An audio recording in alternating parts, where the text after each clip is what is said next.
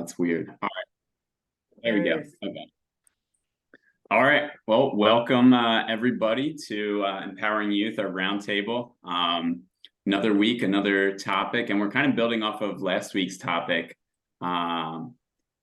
Jeff was here last week, and we talked a lot about learning theory. And I'm excited because we're going to kind of get to the end of this. Last week, we covered behaviorism, things like punishments and rewards. And then we got into cognitivism, and we'll get into that this week as well. And then we'll talk about constructivism. And that's kind of where we want to be.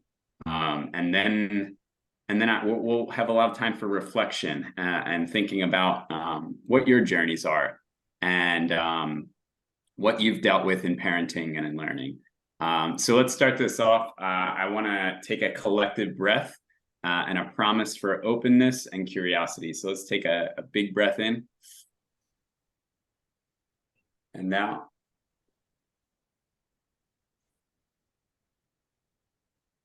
All right.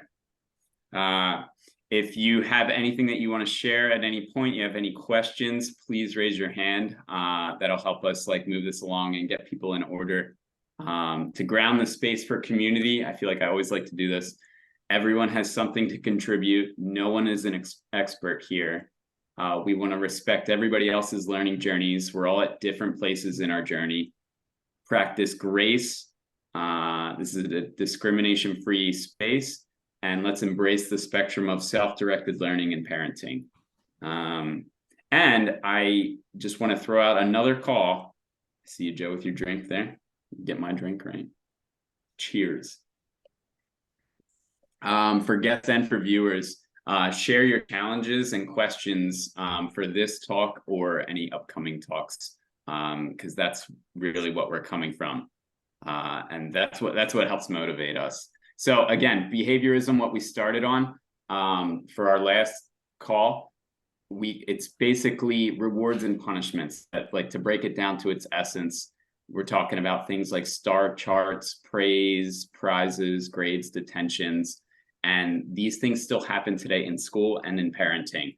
So grounding, timeouts, conditional love, and even things like hitting, right? Those are punishments. And those aren't good. And we talked about those. Cognitivism, we started getting into. These came about in the 1960s. And basically, where behaviorism was focused on the behavior, cognitivism was a bunch of scientists saying, hey, there's thinking going on inside the kids' heads. So learning has to include thinking, but then how might we study that, right? So you can study that in very kind of oversimplified testing. So can you memorize these 10 words? And I'm going to check back in with you in a minute to see how many you can remember. And again, they're like discrete pieces of information. And the way that we see this play out in schools and in learning is through testing and drilling our memory. I want you to think for a second. Can you think of any examples of this type of learning, this learning theory, cognitivism, where it's kind of testing and drilling discrete pieces of information? What have been your experiences with this?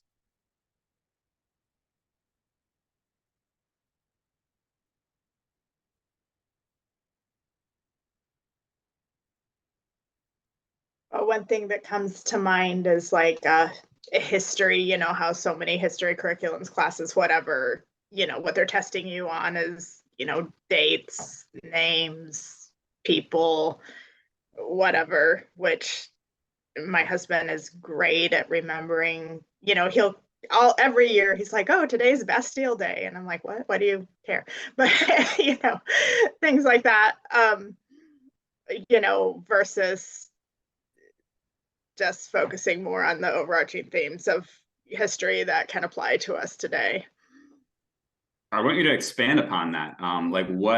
What about history? Because what we know a lot about history is the dates and names, and that's what kids get tested on in school. What what's good about history? What should we be learning? Well, like, if you want to talk about the whole French Revolution, why did that happen? Why were they so brutal, against the people who were in rule at the time? Uh, Obviously, if you look at different forms of government and different ways of ruling people in the past, and how many of those have been overthrown, I'm sure there's a lot of lessons to be learned by that, of what works, what doesn't, and why. um, and you don't have to remember everybody's names and dates to understand those concepts. Yeah, Which are that probably more important to us, the concepts, than the who and the what and the yeah, when. that's good. So we're building an accurate story, and then we're connecting it to ourselves, how it applies to ourselves today. Super important. Thanks, Elizabeth. Any other thoughts from others? Yeah, I fully agree with Elizabeth. I think the whole point of, I think there's kind of 2 points of history. The first one is the one you guys just mentioned, is how to connect it today, like why is the world the way it is? Why, to really kind of hone in, if that's your framework, I think it puts things into context much easier to learn about it, right? Now you can kind of always be connecting what you see now to what was back then. I think it's a really helpful framework to work off of. I think one of the other thing that you hear a lot is, something along the lines of, those that don't learn from history are doomed to repeat it. Well, I mean, you look around the world, the same mistakes over and over. So I don't think either history's not taught in a way that people can learn from that, or that's just not a good framework to work off of. I think, while that's, of course, in a perfect world, that'll be true, but the concrete world that we live in today, the reality of the world is not the same as it was 50 years ago, 100 years ago. So if that's your framework, it's going to be hard to really kind of, because you can always find differences, and you can always say, well, this is not like that because X, Y, and Z. But if your framework is to understand why we see what we see today, I think that's a really productive way to kind of gauge history, and that kind of abstracts from just the dates and the events, right? To really make those connections and to bring it back is really, I think it's imperative. I don't think there's a point in learning history just to memorize dates and facts. I think you guys we're all in agreement on that. But yeah, what you guys are saying, it's right on point. Yeah, and like the fact that history, just to summarize, history being disconnected from our lives today is how most of us kind of envision it, or we were taught to envision it. And I want to push back on one thing that you said. It can be meaningful and important for someone if they're interested in history, even just the names and dates, for example, like Elizabeth's husband, possibly, maybe that's just his thing. He loves that. He eats up the names and dates, and it all clicks for him. So interest based, right? That could be another in there. Yeah, of course. I didn't mean to not include that. That's just, yeah, definitely. No, not at all. I felt like I was just adding on to what you were saying. Yeah. Joe, what are your thoughts here? So some of the factual date pieces can be really helpful in terms of diving into the why. So for example, Wealth of Nations, published in 1776, same as the Declaration of Independence, and seeing the connection there, where both of them are really fundamentally about freedom. One is freedom of the people to help drive the decisions of the state, and the other one, freedom of the people to engage in free trade and commerce without being dictated to by a king. So they're very much in parallel, but without knowing the dates, then that would be difficult to really get at the why. Of course, it's easier for a second democracy to occur after there already exists one, namely the United States. So the French Revolution following immediately after is useful from a psychology perspective too, in the same way that Martin Luther nailing the 95 Theses up on the wall of the Catholic Church was the beginning of people calling it the Catholic Church. Before that, it was just the church. And all of a sudden, there's like all these different versions of Christianity because now there's another example of another way of doing things. So that I think weaving in the dates and the facts, but understanding the why behind them, you kind of need both, right? Yeah, I love that. Synthesizing from the story itself. And then at that point, names and dates do become important. But if it's just names and dates on a test, not as meaningful, pretty out of context. Thanks. Rebecca, what are your thoughts?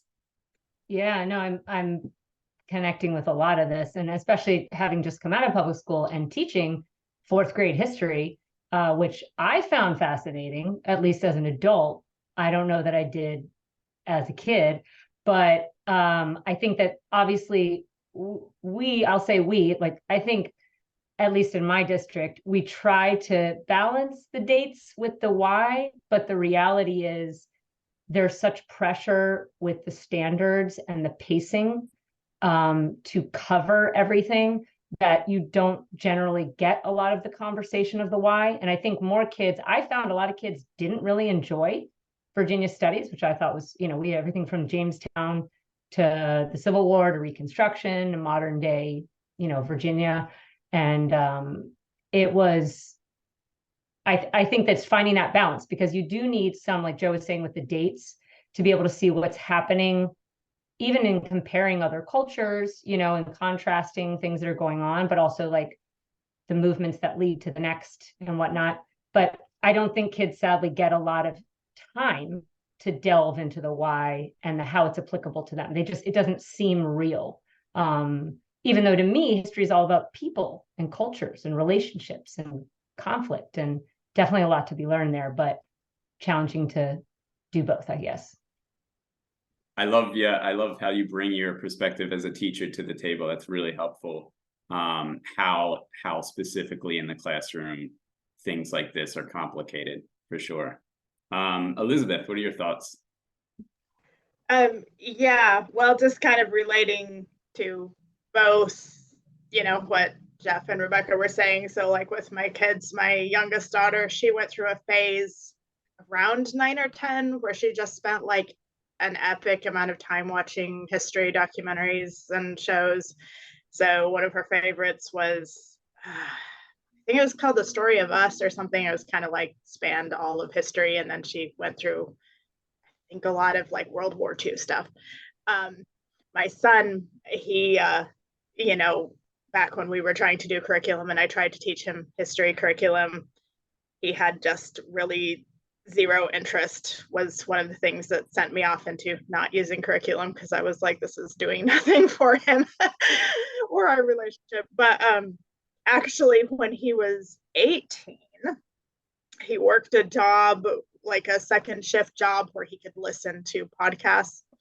And he spent the entire year, he worked that job for a year at his job, 8 hours a day, listening to audiobooks about like the founding fathers and Revolutionary War and all that stuff. And he loves the details. He loves the dates, the names. He knows all kinds of very trivial facts about all the presidents and, when they were president and, what their last meal was before they got assassinated and, all this stuff. But, that was his choice. I never could have taught him that. I never could have required that of him. But that was where he went with it. He's like his dad. They have great memories for this kind of stuff that, but I couldn't have asked that. I couldn't have taught that in a way where I was requiring that. Yeah. All right. So I want to summarize a bit of kind of a lot of the downsides here with, again, this is cognitivism, where we're focused on learning discrete pieces of information. And Joe brings up a really good point in a chat. Basically, he's saying that are kids not interested, or are kids conditioned to focus on what will be tested? I think that's a really important point. And the why questions are difficult to test objectively. I love that. So as we said, it's out of context for the most part. And again, these are generalizations, but this is on average what is happening in schools, because it's hard. It's hard to focus on the why, right? It's not experiential. It's not, it's like, hey, here's a textbook and this is about how to ride a bike. And we're going to teach you all the pieces and parts of the bike and how it goes together. But we're not going to teach you how to ride the bike. But that's what we can test you on, because that's what's easy, right? And I see your hand, Jeff. Give me 1 second. It separates learning from doing, right? And I know, yeah, right, Joe, And then here's another thing. There's this idea that children have empty heads and they're like empty vessels that need to be filled by teachers, which is quite a fallacy. And we're not even considering like the cultural or social connection that children need to learn. And when I say children, I'm really talking about learners, which includes adults too, okay? And that was one of the reasons that I wanted to kick off this series with like how parents learn, because how parents learn is how children learn, how children need to learn, right? It's higher level thinking and creativity are possible without fact memorizations. I think some people tend to think that like you need knowledge first before you can synthesize or be creative. But the fact is you don't need these like rote memorized facts to be creative with them or to synthesize or to learn new things. It's not interest-based. There's not joy in it. And again, some people, this is super joyful, but for most people, just learning facts and dates is not joyful. It's a narrow perspective. The outcomes are narrow, and there's not learning from things like failure, exploration, as we think about with things that are like learning from doing, right? And here's the next level. When testing becomes so important, what happens is that we try to teach, as a society, we try to teach with the assessments themselves. And that is completely against all learning science. It doesn't make any sense. And so when we're teaching to the test, we're saying, hey, this is how to take the test and this is the exact information. Sure, we're going to raise the test scores, but we're not doing anything for learning here. Jeff, do you still want to share what you were thinking?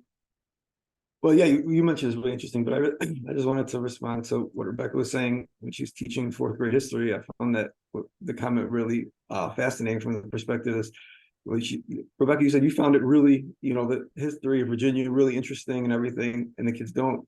But I think what makes it interesting for you is you kind of integrated like the history to life, like to the current world we live in, right? You have a lot of experience, and kind of understanding that you bring to the table. And a fourth grader wouldn't have that, right? There's just not enough life experience to be able to make sense of that. So I think that it's important to hone in on that fact that like why is it interesting to you? Well, because you can see how it's applied and like how different governments work, because you have enough experience and context. And I think with fourth grader, we just throw stuff at like a fourth grader. It's just, it's not gonna register the same way unless it's brought out through kind of a way that orients their framework to integrate it to why the world is the way it is today. I think that yes, this is a perfect segue to constructivism, and as the name implies, you're constructing from something, right, Jeff? There's got to be a base, and for Rebecca, her base is much bigger than her fourth grader's base. So for her, she's like making all these connections, and this is really cool, and I didn't really know this, and learning along with the kids. And for them, they're like, oh, here's some dates that are, I know this is France and that's over here. Or here's Virginia. We live in Virginia, but like that was 300 years ago. Right. But especially, I think it's possible to like help build that, even though obviously they don't have it innately. But I was shocked. I wasn't shocked. I was like, oh, wow, that's interesting that kids were confusing the Revolutionary War with the Civil War, simply because we were moving so fast. They were like, oh, well, 2 weeks ago, we were learning about that war, and their timeline was all muddled and jumbled too, because it wasn't, you don't get to go as deep, which is where the questioning comes and the why and the what, you don't get to engage them as much as I always try to make things engaging when you simply have to just keep rolling along, Mm-hmm. Which in homeschooling, you have more flexibility to do that. Yeah, and much to your point, when we're talking about, like right now we jumped into constructivism, but the theory before this was cognitivism, and in school at home kind of curriculum and like school curriculum, most curriculums follow cognitivism to some degree, right? But constructivism is the way. Elizabeth, what are your thoughts? Well, I was just going to relate, my son with his interest in the founding fathers, I think that had a lot to do with, the circumstances of the time. He turned 18 in 2021, right? And just, everything that's going on in his life, all the people he's listening to, he likes to listen to podcasts, watch YouTube, and they're all talking about, this is the way we should be doing things. That's the way we should be doing things. So in his mind, that was the time for him to come back and be like, well, what was this country founded on? What did the founding fathers have in mind for us? And so much of those things are like situational for kids, as far as what's going on. And it's really hard to come in at a specific time and say, you need to learn this thing right now. It might not be important to them right then.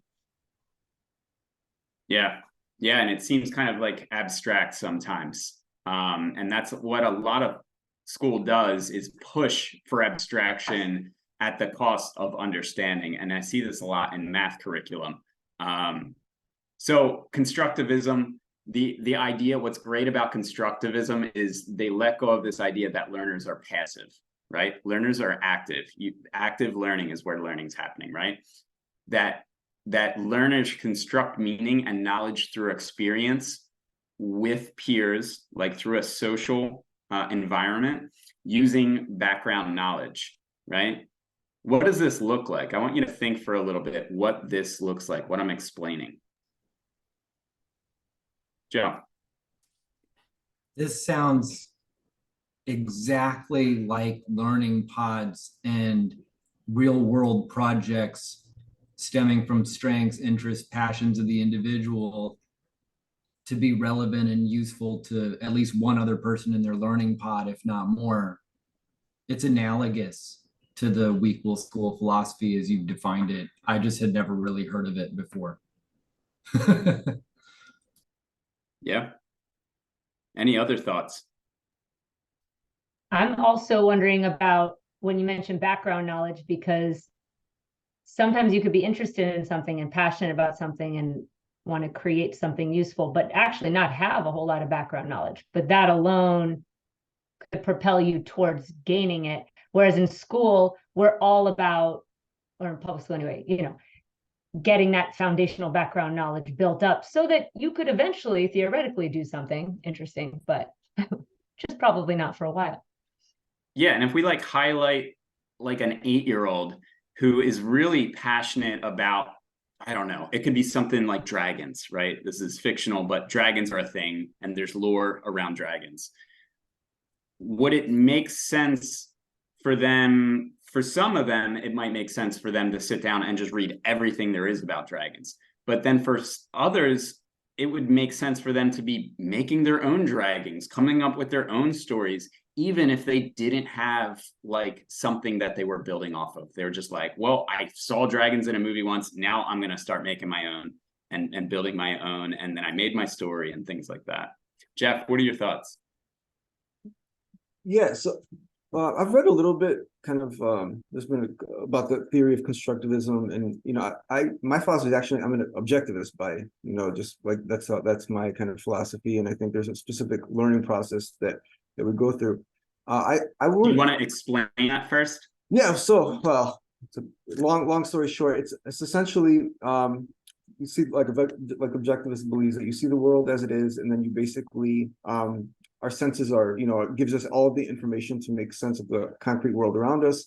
And then through a process of reason and logic, you integrate those perceptions into concepts. So we make concepts for anything. I mean, our language is concepts are the building block of knowledge, right? I mean, if you think of if you say the ball is rolling, right? Well, what does ball mean? What is rolling? Just the concepts are based on reality, and you integrate them, and then you kind of, those go into propositions. But from a theory of knowledge point of view, your percepts are the start, and then you kind of integrate into more abstract thinking. So I'm trying to kind of, the way I think of that, and I've always been interested in how that applies to learning and how kids make sense of the world and things like that. The way I see it, kind of like both background knowledge in the constructivist sense, and correct me if I'm wrong, because I think there's a caricature of constructivism that disregards knowledge at all. I don't know I think it might be a straw man, but from what I've read, some constructivists believe everything is just what's in your head, and you can disregard reality, you can disregard any knowledge. It's purely a just, that's I think at least that's subjectivism. So like what we mean by words, right? There's a consensus on like what a word means. Like, for example, a loaded word like capitalism, for example. Some people just they can construct their own meaning of that word. Of course, that's not for kids, but just the point is that I think it's really careful to, like, when we say constructivism, in my mind, it should be like, the way I see it is background knowledge is something that's, you're interested in something, you learn about it, you apply it, and then once you have some applied knowledge of like real world projects, and you go back and learn more about it, that expands your knowledge.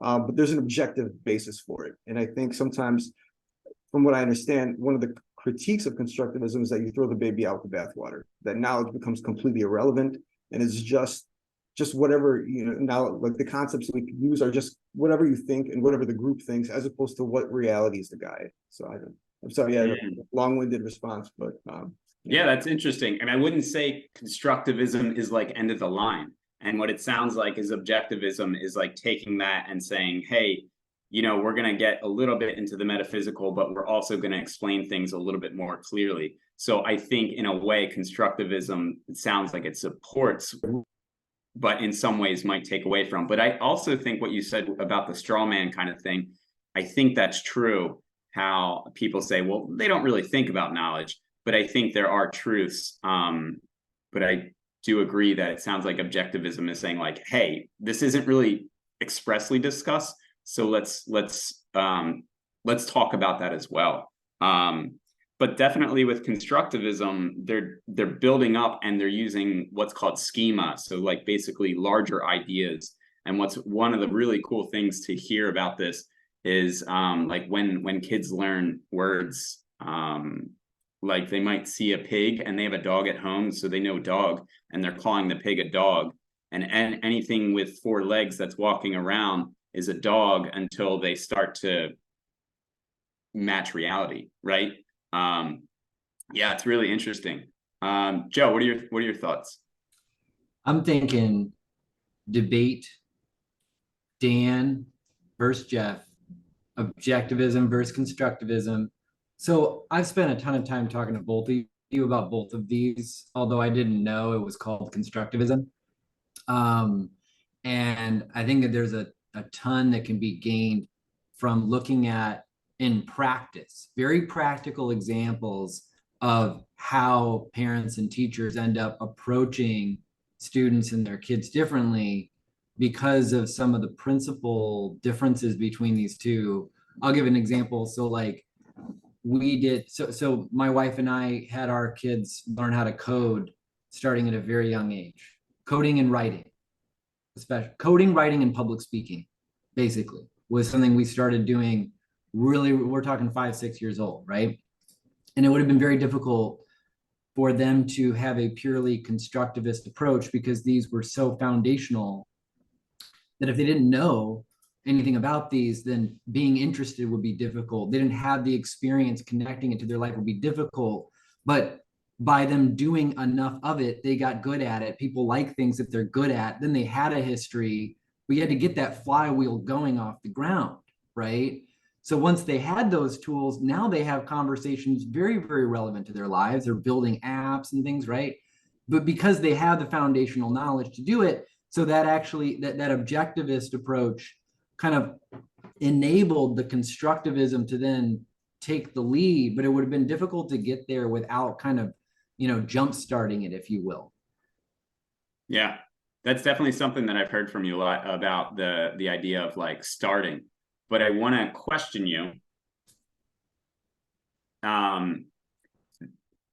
that with constructivism and not necessarily not objectivism, that essentially you're not trying to mold the children based on predetermined outcomes.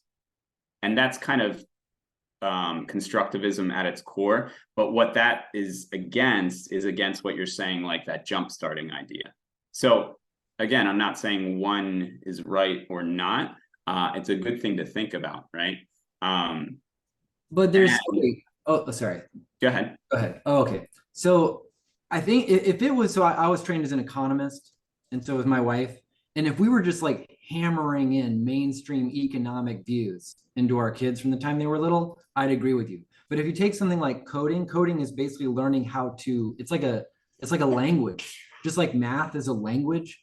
They're learning how to speak certain languages, math, the language of logic, code, the language of scale, right? Public speaking, just language, and learning how to use communication to speak broadly. So it's not just one-on-one. These are like more like foundational tools as opposed to trying to script and cause them to become something. You can do, it's just enabling them to be anything. You're talking about a level of nudging or coercion, which there are as many views on this as there are people in the world in terms of how much is okay, how much is required, how much shouldn't be nudged or coerced. That's like 5 other conversations we could have. Elizabeth, what are your thoughts? Well, I think that's something I've pushed back on Joe a little bit, is that like coding, public speaking, those are all like super great things, but like he and I have kids who are very, very different personality. And well, I think it's the best thing that we can do is really like expose our kids to as many of those things that we can. I myself have the knowledge to teach my kids coding. I don't know how to do that. But we do, like you said, have to keep in mind that, like, you know, Joe's kids really took to that, and that's been great. But what if they didn't? You know, what if there was something that you thought was very, very important? What, they didn't take to that? Hey, Sume, did you love coding when you first started learning how to code or writing? No. So they liked it after they knew how to do it. But until they Right. knew how to do it, they didn't like it. It's like when they first started playing piano, they took lessons. They didn't like it at first. And then they learned how to play piano a bit. And then all of a sudden, ta-da, they started liking piano. Yeah, so I think that's kind of like a big debate, and kind of what Joe or Dan's talking about, you know, kind of a different thing is like how much then do you ask your kids to do those things when they're not excited about it, when it's something that's a priority to you, something that you think is useful, helpful, and great for kids to do, but your kids aren't into that at the moment. You know, how do you handle that? I think too that to some degree, doesn't this have to do with, number one, your own personality as part of it and your own background?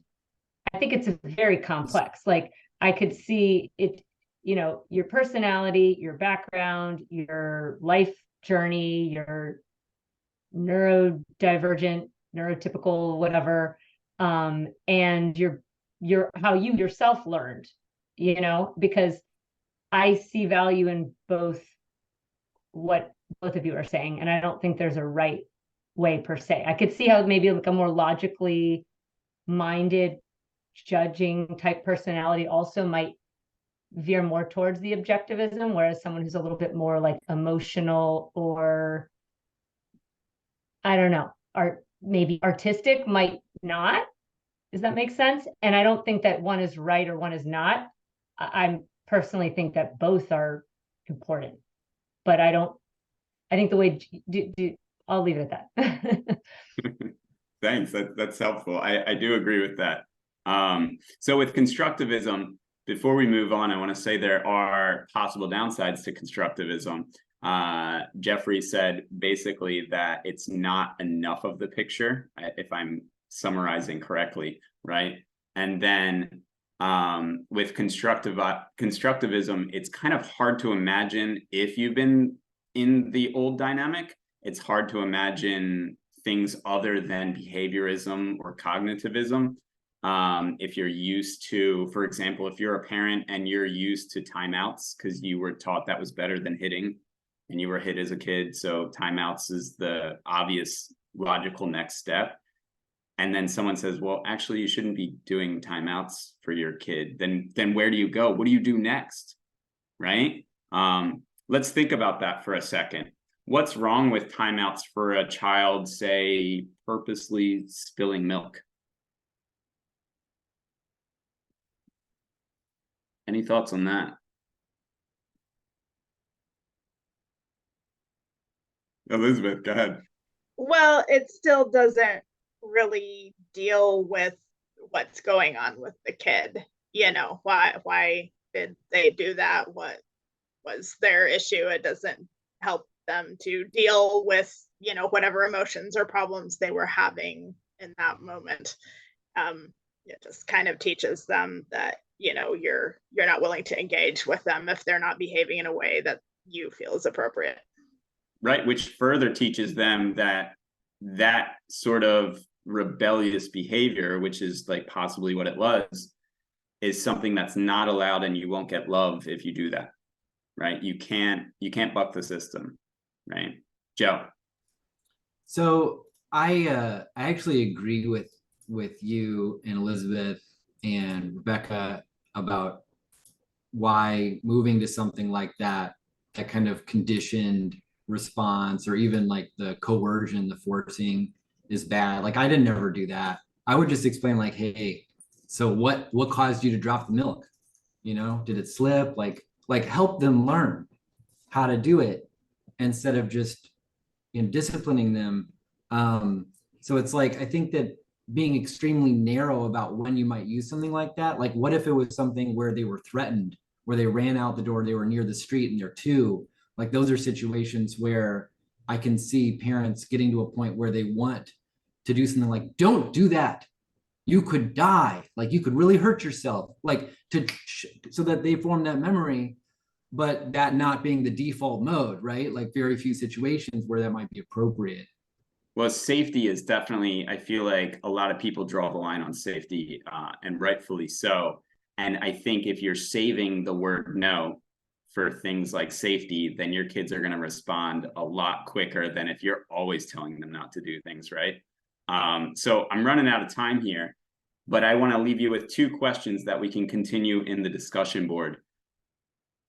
I said wrong with a timeout for a child purposely spilling milk, right? That was kind of an easy one. Here's another one. What's wrong with vocab lists? Okay. And then here's another one. What might be disadvantageous about a parent chosen math curriculum for a child?